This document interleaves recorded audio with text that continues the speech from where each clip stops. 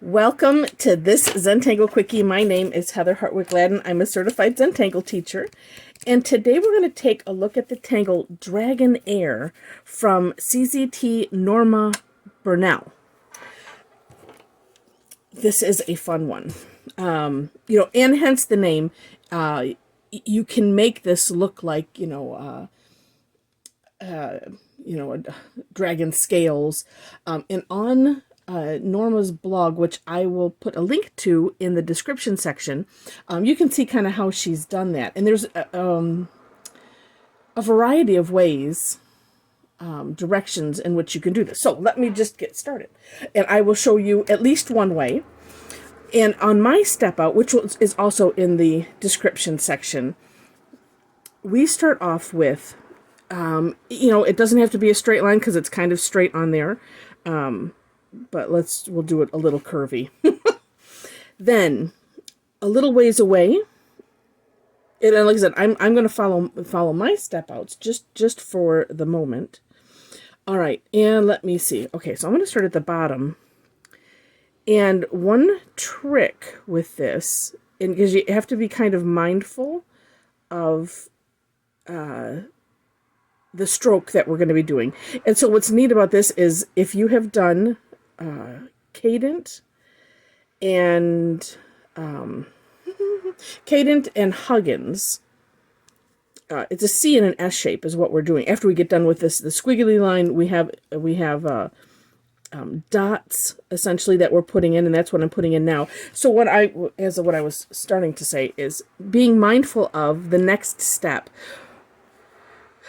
You want to position your dots a little bit up from the end that you're going to, if that makes any sense. Well, watch and see. So as you see, so if I guess mine are kind of even, sort of. It depends on which way you look at it. If I'm looking at it this way, you see how it's up a little bit. Okay, because the next step is we're gonna do this would be a backward C, and I would highly recommend using the takeoff and land concept, which is kind of somewhat tracing around the orb, so that way we kind of get the beginning of that C, and then we're coming down into the line that we drew. Actually, these kind of look like fescues, don't they? So with that said, you could, if you wanted to, I suppose, kind of just draw some fescues. Although, depends on how you draw your fescues, because I have seen some that are more of a straight line, like somewhat like that. Well, I guess that wouldn't work because we need to have this order. And fescues can go in all kinds of different directions. I'll say, good try, Heather. Okay, thinking out loud sometimes is not a great idea. Okay, so for whatever line that you have, and you've put some and these dots are kind of maybe it's a mix between a filled in orb and a dot. So they're large dots or small filled in orbs.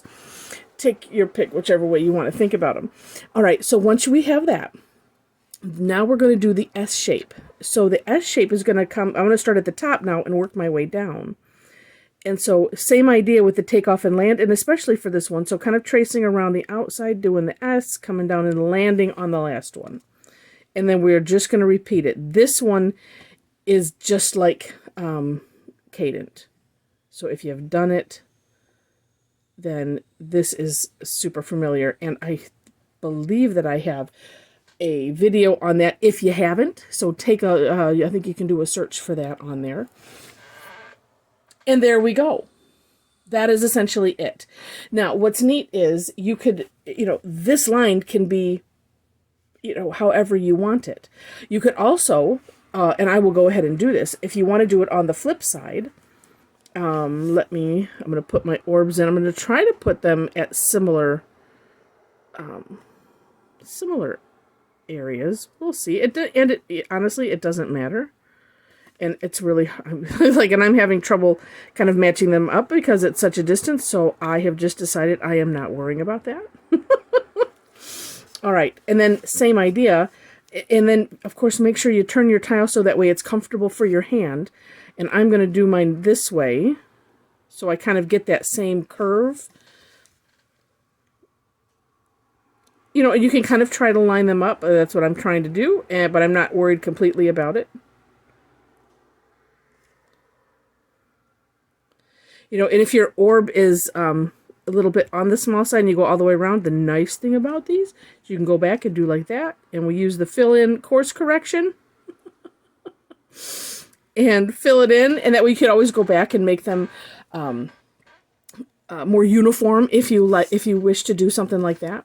All right, now similar idea, except because we've kind of done this one on the flip side, we're going to do the S backwards also. So as you notice, so this S, it came out, it came out going in the same direction as our curved line. So maybe think about that. Oh, look at, I put a line in there. Oh, I don't know what I'll do with it. So thinking about that, so where the C shape comes out, that's the direction we want to do our S's. So you just kind of have to put on your backwards S hat, which sometimes, I know for me, it's hard to do some of these strokes backwards. And you know what? And so as you notice, like this, I kind of went away from the orb, but look at how neat that looks. So don't worry about that. If it comes away, it adds to it a little bit. And now I'm like, well, I wish I had done some of that over here. And that's also what's neat about using the takeoff and land, is you get more of that. Here, I think I was just maybe a little bit more careful. I don't know, it doesn't matter, but I'm glad I did it this way, because that way it shows. You could do this on purpose, or, just be real tight. Depends on, I guess, what maybe what you're feeling at the moment and how you want to proceed with it. I'm gonna do a little. So, and then when you do something like this, it's like, well, what can we do with this? Well, we're just going to put a little, this is going to be a Dragonair bug of some sort. I don't know. Here, we'll put some curlicues down here so that way it matches. That's all that matters. It's just be consistent and go with it. And oh, that is the key. And I am looking for my pencil, which, wow, I've got like 20 of them, but when I didn't think to look before I was doing this. Oh, here we go. All right. I'm like, oh, I want to do my video. Let's go quickly. So one way to shade this is down the center. And so if you just did one side, then you could just, I'm going to do this for both sides. But you can see how if you just did one side, you could put some graphite in, along that line, and then use your tortillon. And I'm spreading it into both sides here, because I want it to kind of fold in to the center. It looks like I maybe need to go a little bit darker. I like to go light, add if I need to, versus having graphite remorse afterwards. That's a new Heatherism term. Graphite remorse, because we don't use erasers in Zentangle. So that looks oh, so yeah, and then you turn it around. It looks neat. And it's a really neat tangle that you can use for multiple reasons. Here's multiple uses. This is one I'll say I don't have to fit it in completely, although I could back this up, and that way you can see one I did some time ago with this tangle. Is called Funnels. I think I did a video on that. I'm gonna have to double check.